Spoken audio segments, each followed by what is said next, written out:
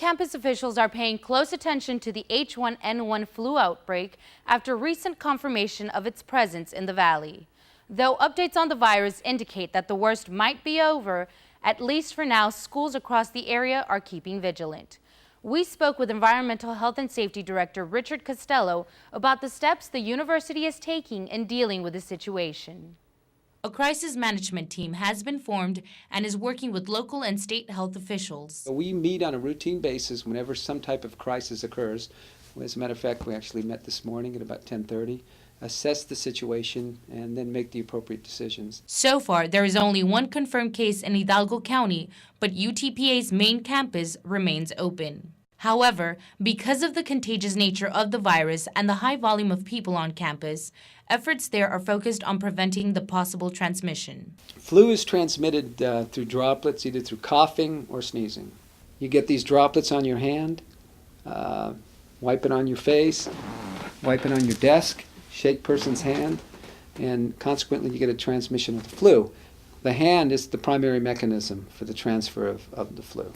And because of this, maintenance and operations will be more diligent when cleaning, especially high-touch areas like keyboards and doorknobs. Officials are also taking into consideration the two advisories issued at the moment. The CDC has recommended that there is no non-essential travel to Mexico.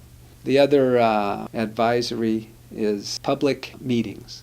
That impacts us. We have a convocation we're going to have.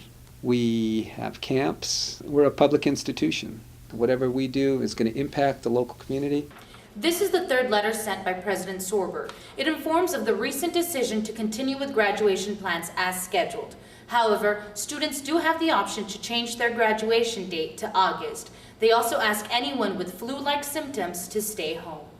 Previous letters included general information like symptoms, prevention tips, and even encouragement to seek medical attention from student health services. They'll do a rapid influenza test.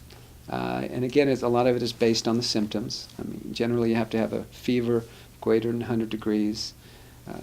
And they'll take a swab, and they'll send that swab to the state. And there's 2 labs that can confirm whether or not it's a swine flu. And that's currently being done at this time. So far, only 1 swab has been sent for testing, but the doctor indicated it was unlikely they had the virus. There is also a plan in case a student who lives on campus becomes ill. One of our halls right now is vacant. If that individual comes down with swine flu, we isolate that individual.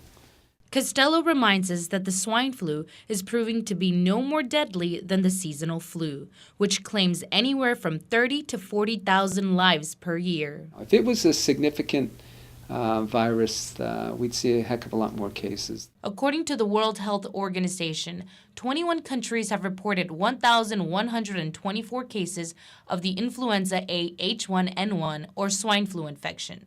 The United States reported 286 lab-confirmed cases and only 1 death, bringing the total death toll to 26, a small number when compared to the 1918 pandemic of the so-called Spanish flu. That affected more than half the world's population and killed an estimated 50 million. The university, however, is asking students to stay informed and not alarmed. They are also asking anyone who is experiencing flu-like symptoms to stay home. If you're sick, stay away from school, stay away from work, and stay away from the convocation.